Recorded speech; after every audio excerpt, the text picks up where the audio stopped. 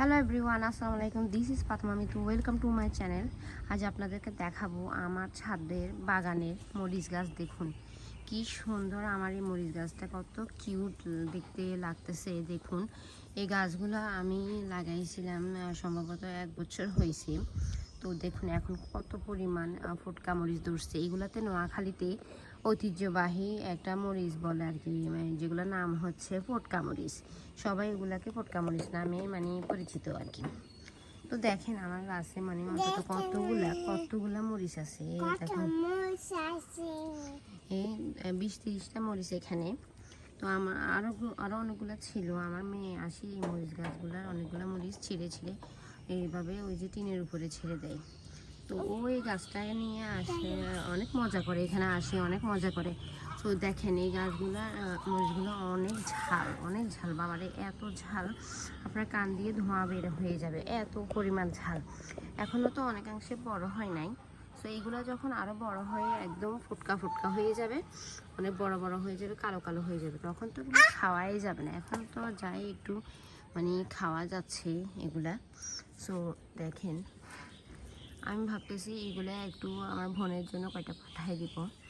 অনেকে আসে নিয়ে যায় এগুলো, অনেকে আসে নিয়ে যায়। অনেক সুন্দর এই গাছটা, অনেক সুন্দর, অনেক ভালো লাগে দেখতে, অনেক কিউট। আমি এই গাছটা প্রতিদিন পানি দেই। এখন তো বৃষ্টি, পানি দিতে হচ্ছে না। আর মাঝে মধ্যে একটু এই মাটিতে গাছের গোড়ায় গোবর সার দিয়ে দিই। গোবর সার দিয়ে দিলে গাছে একটু শক্তি লাগে, গাছে মরিচ তাহলে আর বেশি করে ধরে, বা গাছটাও একটু তরতাজা থাকে আর কি। বৃষ্টি হলে গাছের পাতাগুলো অনেক ভালো লাগে। তো আমার মেয়ে আসে সবসময় এই গাছের সাথে দুষ্টামি করে। মরিচগুলো অনেক সুন্দর, অনেক অনেক নাইস, গাছটা অনেক সুন্দর। আমার আরও অনেকগুলো গাছ আছে, তো আপনাদেরকেও ওই গাছগুলোর ভিডিও দিব। বর্ষাকালে এই গাছগুলো কতটা ভালো লাগে। দেখুন এখান দিয়েই কতগুলো কাঁচামরিচ গাছও আছে। কাঁচামরিচগুলো অনেক নাইস, অনেক সুন্দর, অনেক কিউট লাগে মরিচগুলো। কাঁচামরিচগুলো আমি খাই রেগুলারলি। এগুলো ঝাল কম আছে, কাঁচামরিচগুলো আসলে ঝাল কম, কিন্তু ফুটকা মরিচগুলোর ঝাল অনেক বেশি, যেটা বলে বুঝাতে পারবো না আপনাদেরকে। এগুলো যদি বেশি হইতো তাহলে আমি রোদে শুকাই এগুলো মেলে চুড়াই ফেলতাম খাওয়ার জন্য। ঝালগুলো আসলে এগুলো পেটে সহ্যই হয় না, ডায়রিয়া হয়ে যায়।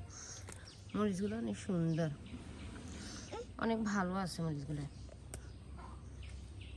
তো আপনাদেরকে আর কি দেখাবো, আমার গাছটা আপনাদের সাথে একটু শেয়ার করলাম। সো আপনারা ভালো থাকবেন, সুস্থ থাকবেন, আমার জন্য দোয়া করবেন। আর আমার ফাতেমা মিতু ব্লগিং চ্যানেলটা সাবস্ক্রাইব করে দিবেন অ্যান্ড পাশে থাকা বেল আইকনটি ক্লিক করে দিবেন। সো ভালো থাকবেন, আল্লাহ হাফেজ, টাটা।